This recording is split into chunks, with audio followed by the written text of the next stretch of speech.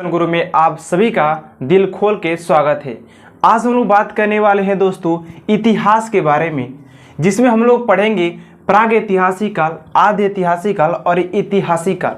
हमने दोस्तों सारे चीज़ को इसलिए लिख रखा है, आपसे बहुत सारे किताबों में दोस्तों ऐसा लिखा हुआ पढ़ा मिलेगा, लेकिन एक अच्छे तरीके से एक सिस्टमेटिक तरीके से पढ़ना एक अलग बात हो जाता है दोस्तों। आप सिर्फ कॉपी में भी पढ़ सकते हैं, लेकिन यहाँ से अगर पढ़ेंगे दोस्तों मैं गारंटी के साथ कर सकता हूँ अच्छे तरीके से आपसे समझाते हुए मैं चलूँगा दोस्तों आप सभी को, जिसमें हम लोग पढ़ेंगे प्राग ऐतिहासिक काल, आदि ऐतिहासिक काल और ऐतिहासिक काल। ठीक है दोस्तों, तो स्टार्ट करते वीडियो को एंड तक जरूर बने रहिएगा। यहाँ से दोस्तों आपसे बहुत सारे मिलने वाला है ज्ञान। ठीक है, तो आज बात करते हैं, जैसे कि दोस्तों मैं बता दूं आप सभी को कि कल हम लोगों ने प्राग ऐतिहासिक काल के बारे में पढ़ चुके हैं, जो कि अगर आप सभी नहीं देखे हैं तो पिछले वीडियो जाकर के देख सकते हैं, जो कि प्ले लिस्ट में मिल जाएगा। आज हम बात करेंगे आदि ऐतिहासिक काल। आदि ऐतिहासिक काल में क्या हुआ, अच्छे तरीके से दोस्तों लाइन बाय लाइन हम लोग पढ़ते चलेंगे, क्योंकि अच्छे तरीके से पढ़ेंगे तभी जाकर के दोस्तों इतिहास समझ में आता है, नहीं तो नहीं आएगा। देखिए रिलेट करके चलिएगा। कह रहा है कि इस काल में मानव द्वारा लिखी गई लिपि को पढ़ा नहीं जा सकता है। कहने का मतलब है दोस्तों, मैं दोस्तों आपसे कुछ समझाते हुए चलूंगा, लिखा हुआ है उसको पढ़ के मैं आपसे कुछ समझा दूंगा, ताकि आप सिर्फ नोट्स भी अगर बना रहे हो तो बना सकते हैं, क्योंकि अगर यहाँ पर लिखा रहेगा तो आप सिर्फ देख करके स्क्रीनशॉट लेकर के नोट्स बना सकते हैं। ठीक है, देखिए यहाँ कह रहा कि इस काल में मानव द्वारा लिखी गई लिपि को पढ़ा नहीं जा सकता, किंतु लिखित साक्ष्य मिले हैं, इसमें सिंधु सभ्यता को रखा गया। देखिए कहने का तात्पर्य है दोस्तों, कहने का मतलब है कि जो प्राग ऐतिहासिक काल है उसमें उस लिपि को पढ़ा नहीं जा सकता, लेकिन इसका साक्ष्य जरूर मिला है कि उसमें कुछ ना कुछ प्राग ऐतिहासिक काल में लिखा हुआ था। ठीक है, यानी कि मतलब कि ससुरा पढ़े या ना पढ़े, लिखा हुआ जरूर था, पढ़ने आए या ना पढ़ने आए, लेकिन लिख जरूर दिया था। छोटा बच्चा की तरह लिख देगा कहेगा, लेकिन पढ़ने ना आया उसके बाद अलग है, लेकिन लिखा गया था। इतना बात आप लोग समझिएगा। इसमें यहाँ पर देखिए, इसमें सिंधु सभ्यता को रखा गया। अब दोस्तों इसी काल में सिंधु सभ्यता को रखा गया। ठीक है, यहाँ तक समझ लिया आप सभी। उसके बाद बात करते हैं, अब बात करते हैं सिंधु सभ्यता और हड़प्पा सभ्यता। यानी कि दोस्तों सिंधु सभ्यता को ही हड़प्पा सभ्यता बोला जाता है। अब हम दोस्तों बताएंगे आप सभी को कि सिंधु सभ्यता को सिंधु सभ्यता क्यों कहा जाता है। बहुत सारे आप टीचरों से पढ़े होंगे, लेकिन दोस्तों आपसे ये नहीं पता होगा कई स्टूडेंटों को कि सिंधु सभ्यता को सिंधु सभ्यता ही क्यों कहा जाता है, और हड़प्पा सभ्यता को उसी सिंधु सभ्यता को जो हड़प्पा सभ्य भी कहा जाता है दूसरा नाम, इसको हड़प्पा सभ्यता ही क्यों कहा गया, दूसरा नाम क्यों नहीं रखा गया। तो अभी आप सभी जानिएगा कि यह सभ्यता लाइन बाय लाइन दोस्तों लिखते चलिएगा, समझते हुए चलेगा, बस यहाँ पर फोकस बनाइए। ठीक है ना, यह सभ्यता सिंधु नदी के तट पर मिली थी, इसीलिए इसे सिंधु सभ्यता के नाम से जाना जाता है।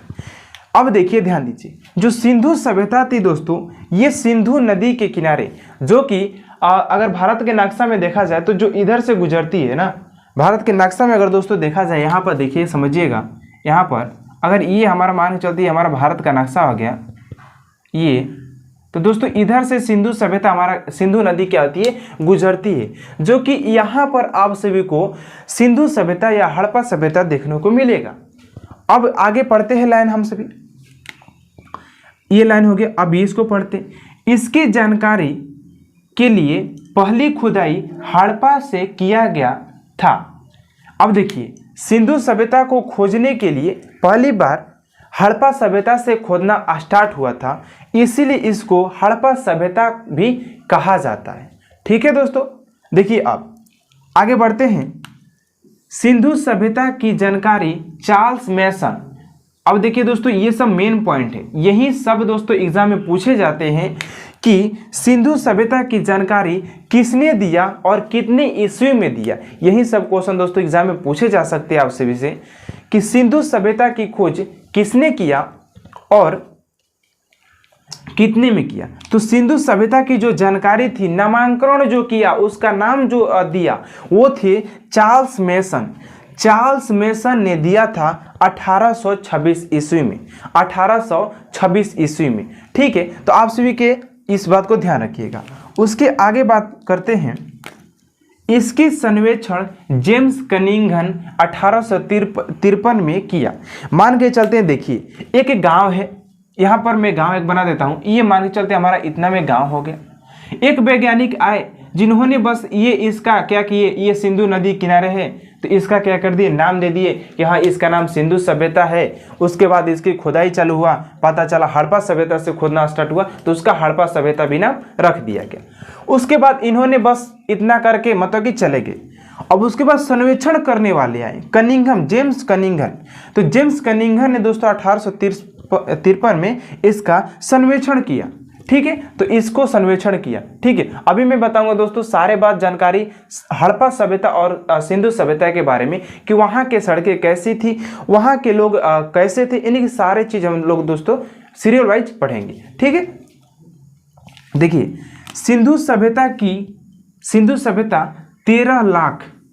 13 लाख वर्ग किलोमीटर में फैली है। सिंधु सभ्यता जी जो थी दोस्तों, सिंधु नदी के किनारे बसी थी। इसका जो क्षेत्रफल था, अपना जो एरिया था दोस्तों, वो 13 लाख किलोमीटर 13 लाख वर्ग किलोमीटर में फैली हुई थी सिंधु सभ्यता। ठीक है, इतना बात दोस्तों क्या आपसे वो समझ में आया? तो आगे बढ़ते हैं हम। देखिए यहाँ पर मैंने क्या बताया, आज हम लोग पढ़े दोस्तों आदि ऐतिहासिक काल, जिसमें मैंने बताया कि इस काल में मानव द्वारा लिखी हुई आदि ऐतिहासिक काल में दोस्तों जो मानव द्वारा लिखा गया था उसे पढ़ा नहीं जा सकता, लेकिन इसका साक्ष्य जरूर मिला कि उसमें कुछ ना कुछ लिखा जरूर था। लेकिन उसको पढ़ा जाए न पढ़ा जाए इसका बात अलग है, लेकिन ये बोला गया, ये देखा गया कि वहाँ पर कुछ ना कुछ लिखा जरूर गया था। ठीक है, इसी सभ्यता में सिंधु सभ्यता को भी रखा गया। अब बात करते हैं सिंधु सभ्यता। तो सिंधु सभ्यता को सिंधु नाम से इसलिए जाना जाता है क्योंकि ये सिंधु नदी के किनारे तट पर मिला हुआ था। ठीक है, मिला नहीं कि ऐसे जाकर पा लिया, मतलब देखा गया था। ठीक है ना, तो ऐसे किया गया था। ठीक है, सिंधु सभ्यता की जानकारी चार्ल्स मेसन ने 1826 ईस्वी में दिया था, जिसका सर्वेक्षण 1853 ईस्वी में जेम्स कनिंघम ने किया था। तो इसी पॉइंट को, इसी छोटे छोटे पॉइंट को दोस्तों याद रखिएगा। और सिंधु सभ्यता की जो अपना जो एरिया था दोस्तों 13 लाख वर्ग किलोमीटर था, ये भी छोटी सी बात को एक याद रखिएगा। अब दोस्तों कुछ आगे नोट हम लोग देखेंगे। ठीक है, तो आगे हम लोग बढ़ते हैं दोस्तों। देखिए अगर बात करें कि सिंधु सभ्यता की सबसे बड़ी कारण क्या था, मतलब उसको डूबने का, तो बाढ़ सबसे ज़्यादा बेस्ट कारण था उसका। बेस्ट नहीं, मतलब ये कारण था कि बाढ़ के कारण वो दोस्तों बह गया था। ठीक है ना, मतलब कि इसीलिए उस पर मिट्टी चढ़ गया था कि तभी कैसे खुदाई हुआ, आखिर तभी ना। और सीधी सिंधु सभ्यता के लोग कृषि करते थे, लेकिन ज़्यादातर वो व्यापार पर डिपेंड करते थे, जो कि विदेशी व्यापार होता था वहाँ। ठीक है, क्या होता था, विदेशी व्यापार होता था। वहाँ के लोग क्या करते थे, कृषि पर डिपेंड रहते थे, यानी कि उस पर निर्भर रहते थे। लेकिन उन लोगों का एक मुख्य व्यवसाय था जो कि व्यापार था। वहाँ पर कपास की भी दोस्तों ज़्यादातर देखा गया, कपास की वहाँ पर, ठीक है ना, कपास ज़्यादातर देखा गया सिंधु सभ्यता में। तो अब बात करते हैं दोस्तों, हमसे भी बात करेंगे हड़प्पा सभ्यता। तो हड़प्पा सभ्यता दोस्तों नोट डाल करके लिख लीजिएगा। अब हम लोग बात करेंगे हड़प्पा सभ्यता के बारे में। ठीक है,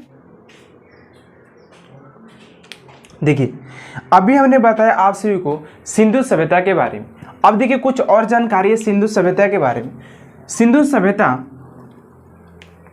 यह सभ्यता शहरी सभ्यता थी। यहाँ की सड़कें एक दूसरे को समकोण काटती थी। इसकी लिपि दाएं से बाएं लिखी जाती थी। देखिए कहने का मतलब, जो सिंधु सभ्यता थी दोस्तों वो पहली शहरी सभ्यता थी। जो सिंधु सभ्यता थी वो पहली शहरी सभ्यता थी। यहाँ की जो सड़कें थी एक दूसरे को समकोण काटती थी। लिखते हुए चलिएगा दोस्तों, यहाँ पर नोट्स बनाते हुए चलिएगा आप सभी। यह सभ्यता शहरी सभ्यता थी। यहाँ की सड़कें एक दूसरे को समकोण काटती थी। यहाँ की जो सड़कें थी वो समकोण काटती थी। देखिए सिंधु सभ्यता का मैं एक चित्र बना देता हूँ दोस्तों नॉर्मली, जो कि आप सभी को यहाँ भी फिगर दिखाई दे रहा होगा, जो कि मैंने लगाया है। देखिए सिंधु सभ्यता कहने का यार कुछ छोड़ो, सारी चीज़ को भुला दो। अब से देखो मैं क्या बताने चाह रहा हूँ, सोच लो, पहले दिमाग लगाओ। यहाँ पर मान के चलते हैं कि ये हमारा क्या हो गया दोस्तों, ये हमारा गाँव हो गया। ये हमारा एक छोटा सा त्रिभुजाकार, लेकिन दोस्तों सिंधु सभ्यता जो थी वो त्रिभुजाकार थी, ठीक है ना। लेकिन मैंने एक नॉर्मली बनाया, ये मान के चलते हमारा गांव है जिसमें घर भी तो होगा ना जी, घर है यहाँ पर, लेकिन ये लाइन बाय लाइन दोस्तों सीरियल वाइज थी, ये सारी सभ्यता थी। यहाँ पर ये दोस्तों हमारा गांव हो गया और गांव के बीच में हमारा ये घर हो गया, ठीक है। ये एक दूसरे की सड़कें क्या करती थी, समकोण काटती थी, समकोण काटती थी, ठीक है। लेकिन ये हमारा मान के चलते दोस्तों ये हमारा सिंधु सभ्यता है, हम मान के चलते दोस्तों ये हमारा सिंधु सभ्यता है। और जब दोस्तों देखिए आप सभी सारे बात को भुला दीजिए, यहीं से मैं सिंधु सभ्यता को दोस्तों घोर करके पिला दूंगा आपसे, रियली बता रहा हूं। यहां से देखिए सिंधु सभ्यता के बारे में। सिंधु सभ्यता के जो घरों थे, जो घर मिले थे खुदाई करने पर दोस्तों जो घर मिला था, तो जो सिंधु सभ्यता के जो घर थे पक्की ईंट के बने हुए थे। पक्की ईंट कहने का मतलब जो आजकल जो घर बनते हैं नॉर्मली पक्की ईंट का, वैसा बना था। ये नहीं कि मिट्टी के बना दिए और उसको खुदाई करते समय टूट गया, नहीं, वो था दोस्तों जो घर था उस समय का, वो मिट्टी के बने हुए ईंटे से बना हुआ था। इसीलिए खुदाई करते समय यहाँ के बहुत सारे साक्ष्य मिले, जो कि ईंटें मिले, वहाँ के जो मिट्टी, वहाँ के जो ईंटें थे लाल रंगों के रंगे हुए थे। और बात करें यहाँ की जो सड़कें बनी हुई थी, मेन बात ये देखिए कि वहाँ उस समय के लोग भी इतने डेवलप थे दोस्तों, इतने उन लोगों के पास दिमाग था कि उन्होंने सड़क इस प्रकार बनाया कि पूर्व से पश्चिम की आने वाली बहने वाली जो हवा हो ना वो हमारे लिए बहे। क्यों? क्योंकि अगर हवा बहेगी पूर्व से पश्चिम बहेगी तो जो सड़कें बने रहेगी उस पर धूल मिट्टी कण जितने चीज रहेंगे वो सारे मतलब कि उड़िया कर चले जाएंगे। देखिए कितना दिमाग लगाया उन्होंने। और आजकल के लोग हैं छोटे मतलब कि जमीन के लिए लड़ते झगड़ते, और वहाँ के लोग थे अपने मतलब कि एक शेड्यूल था यार, शेड्यूल था कि वहाँ पर उसकी सड़कें पूर्व से पश्चिमी बनाई जाएगी और वहाँ की जो सड़कें थी एक दूसरे को समकोण काटती थी, ठीक है। यही सब छोटी छोटी बातें दोस्तों आप सभी याद रखिएगा। जो सिंधु सभ्यता के लोग थे, यहाँ पर देखिए, यहाँ पर देख लीजिए पॉइंट, इसकी लिपि दाएं से बाएं लिखी जाती थी। जो सिंधु सभ्यता की जो लिपि थी वो दाएं से बाएं लिखी जाती थी। कहाँ से? दाएं से बाएं लिखी जाती थी। इसकी मुहरा पर एक सींग वाला जानवर था। देखिए जैसे कि अपना अपना एक मुहर होता है ना दोस्तों, तो वहाँ के जो सिंधु सभ्यता के पहले जो मुहर था वो एक सींग वाला जानवर का था। हाथी का भी था लेकिन वो ज़्यादा प्रसिद्ध नहीं था जितना कि वो एक सींग वाला जानवर की बात करें, ठीक है। तो यही क्वेश्चन आपसे से पूछा जाएगा दोस्तों किसी न किसी एग्जाम में कि एक सींग वाला जानवर का मुहरा किस काल में था, किस सभ्यता में था, ये भी पूछा जा सकता है, ठीक है। तो ये था। इस समय के लोग लोहा से परिचित नहीं थे। अब देखिए जो सिंधु सभ्यता के जो लोग रहते थे दोस्तों वो लोहा और युद्ध और तलवार से परिचित नहीं थे। उन लोगों का ये पता नहीं था कि लोहा क्या होता है, युद्ध भी होता है या नहीं होता है, और तलवार क्या होता है। तो उन लोगों का इस चीज़ का ज्ञान नहीं था, पता नहीं था, ठीक है। अब आगे बढ़ते हैं। इतना तो हम लोगों ने पता कर लिया कि जो सिंधु सभ्यता था वो एक नगरीय सभ्यता थी। सिंधु सभ्यता की जो घरें थी वो पक्की ईंट के बनी हुई थी। वहाँ पर क्या हुआ कि सिंधु सभ्यता के बात करें तो यहाँ के जो लोग थे वो लोहा तलवार और युद्ध से परिचित नहीं थे। वहाँ की लिपि दाएं से बाएं लिखी जाती थी। वहाँ के सड़कें एक दूसरे को समकोण काटती थी। वहाँ के सड़कें पूर्व से पश्चिम तरफ खुलती थी। वहाँ के जो घर थी पक्की ईंट के बनी थी और ईंट पर लाल रंग का दोस्तों पेंट किया हुआ रहता था, ठीक है। इस बात को भी जानिएगा। अब बात करते हैं सिंधु सभ्यता के बारे में। जो सिंधु सभ्यता थी देखिएगा, देखिए सिंधु सभ्यता की, देखिए अगर बात करें कि सिंधु सभ्यता की सबसे बड़ी कारण क्या था, मतलब उसको डूबने का, तो बाढ़ सबसे ज़्यादा बेस्ट कारण था उसका। बेस्ट नहीं मतलब ये कारण था कि बाढ़ के कारण वो दोस्तों बह गया था, ठीक है ना। मतलब कि इसीलिए उस पर मिट्टी चढ़ गया था कि तभी कैसे खुदाई हुआ आखिर, तभी ना। और सीधी सिंधु सभ्यता के लोग कृषि करते थे लेकिन ज़्यादातर वो व्यापार पर डिपेंड करते थे, जो कि विदेशी व्यापार होता था वहाँ, ठीक है, क्या होता था, विदेशी व्यापार होता था। वहाँ के लोग क्या करते थे, कृषि पर डिपेंड रहते थे, यानी कि उस पर निर्भर रहते थे। लेकिन उन लोगों का एक मुख्य व्यवसाय था जो कि व्यापार था। वहाँ पर कपास की भी दोस्तों ज़्यादातर देखा गया, कपास की वहाँ पर, ठीक है ना, कपास ज़्यादातर देखा गया सिंधु सभ्यता में। तो अब बात करते हैं दोस्तों, हमसे भी बात करेंगे हड़प्पा सभ्यता।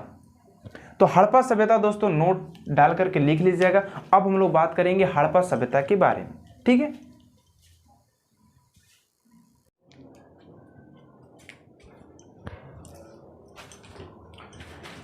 अब बात करते हैं हड़प्पा सभ्यता के बारे में। तो हड़प्पा सभ्यता की पहली बार जो खुदाई किए थे दयाराम साहनी ने किए थे। देखिए दोस्तों, सारे बात को मैं लिख करके ला रहा हूँ, क्योंकि दोस्तों लिखी हुई चीज़ों को अगर अच्छे तरीके से पढ़ा दिया जाए और सुना दिया जाए तो जल्दी याद हो जाता है दोस्तों, और अच्छे तरीके से दिमाग में बैठ जाता है, ठीक है। और नोट्स भी दोस्तों आपसे अच्छे तरीके से बना भी पाएंगे, ठीक है। यहाँ पर देखिए कह रहा है कि इसकी खुदाई दयाराम साहनी 1921 ईस्वी में पाकिस्तान जिला माउंट गोमती में किया। जो हड़प्पा सभ्यता थी इसकी जो खुदाई थी दयाराम साहनी द्वारा 1921 ईस्वी में पाकिस्तान माउंट गोमती जिला में किए थे, ठीक है। यही छोटी छोटी बातें दोस्तों पूछे भी जा सकते हैं, अगर गहरी जाए ना तो पूछ सकता है कि किस जिले में, तो माउंट गोमती जिला ये बताना पड़ेगा उसी को, ठीक है। उसके बाद बात करें बहुत सारी चीज़ों जो हड़प्पा सभ्यता की जब खुदाई की जा रही थी, अगर मान के चलते कोई भी अगर गांव की खुदाई किया जा रहा है तो स्वाभाविक सी बात है कि बहुत सारी चीज़ उसके अंदर दबे हुए मिलेंगे, ढके हुए मिलेंगे। तो जब हड़प्पा सभ्यता की जब खुदाई दयाराम साहनी के द्वारा किया जा रहा है तो उसमें बहुत सारी चीज़ों देखने को मिली। तो उसमें से क्या क्या चीज़ देखने को मिलेगा दोस्तों, देखिएगा आप सभी, बहुत सारे चीज़ मिले, जैसे कि कुम्हार का चाक मिला।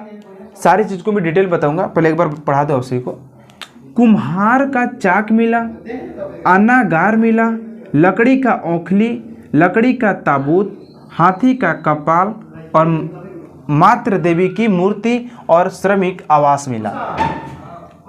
कहने का मतलब है जब हड़प्पा सभ्यता की दोस्तों जब खुदाई की जा रही थी तो उस समय दयाराम साहनी के द्वारा 1921 ईस्वी में तो उनको वहाँ पर कुम्हार का चाक मिला। और कुम्हार के चाक को दोस्तों आप सभी देखे होंगे, जब कुम्हार दोस्तों क्या करते हैं, जब वो क्या करते हैं, जब गढ़ते हैं मटका वटका हाड़ी उड़ी, तो वो जो चाक मिला था उस समय मिला था 1921 ईस्वी में दयाराम साहनी के खुदाई करते समय। तो वहाँ पर दोस्तों कुम्हार का चाक भी मिला था। अनागार कहने का मतलब है कि अनाज रखने वाला, वहाँ पर दोस्तों अनागार मिला था। लकड़ी का औखली मिला था। उस समय दोस्तों लकड़ी से बना हुआ जो औखली होता था वो मिला था, औखली। लकड़ी से बना हुआ ताबूत, ठीक है। तो जो दफनाने वाला होता है ना जो अंदर ताबूत, वो मिला था, ताबूत मिला था। हाथी का कपाल मिला था। मातृ देवी की मूर्ति मिली थी। वहाँ से ये भी दोस्तों पता चलता है कि वहाँ पर जो लोग थे वो पूजा भी करते थे, इसे दोस्तों मातृ देवी की मूर्ति मिली थी, वो भी सी बात थी। वहाँ पर दोस्तों श्रमिक आवास भी मिला था रहने के लिए। तो ये सारे चीज़ क्या कहाँ मिला था, तो ये सारे चीज़ दोस्तों हड़प्पा सभ्यता में देखने को मिले थे, ठीक है। हड़प्पा सभ्यता की दोस्तों पहले एक बार और बता दूं आप सभी को, हड़प्पा सभ्यता की खुदाई पहली बार 1921 में दयाराम साहनी के द्वारा पाकिस्तान के माउंट गोमती जिले में किया गया था, जिसमें आप सभी को वहाँ पर खुदाई करते समय वहाँ पर कुम्हार का चाक मिला, श्रमिक आवास मिला, मातृ देवी की मूर्ति मिला, लकड़ी का औखली, लकड़ी का ताबूत और RS 37 कब्रिस्तान मिला। जहाँ पर वहाँ पर दोस्तों ये मिलता है, देखिए पहले के जो अभी हम लोग पढ़ के आए दोस्तों प्राग ऐतिहासिक काल, जिसमें हम सभी को वहाँ पर जो अभी कौन था, यहाँ पर जो कश्मीर में बुर्ज होम था दोस्तों, बुर्ज होम को हमने कश्मीर में देखे थे। वहाँ पर क्या किया गया था कि माली के साथ साथ उसके कुत्ते को भी दफनाया गया था। और दोस्तों और कई रोपण जैसे है दोस्तों, वहाँ पर हड्डियों का साक्ष्य मिला था। तो ऐसे पहले के जो और पाछे चले जाएं दोस्तों हम सभी, तो वहाँ पर लोगों को दफनाया नहीं जाता था, ऐसे फेंक दिया जाता था, जानवर हो या लोग। तो वहाँ पर क्या मिला था दोस्तों, हड्डियों का साक्ष्य मिलता था। लेकिन सिंधु सभ्यता की बात करें जिसमें हड़प्पा सभ्यता है, वहाँ पर ताबूत मिलने का ये सबूत देता है कि इस समय लोग डेवलप हो गए थे और यहाँ के जो लोग थे वो लोगों के क्या कहते हैं ताबूत में करके अच्छी तरीके से मतलब दफनाया करते थे। ठीक है, तो ये यहाँ पर मिला। लकड़ी का ओखली मिला, जिससे ये पता चलता है कि उस समय भी मतलब धान कूटने का जो व्यवस्था था वो चलता था। ठीक है ना, ओखली।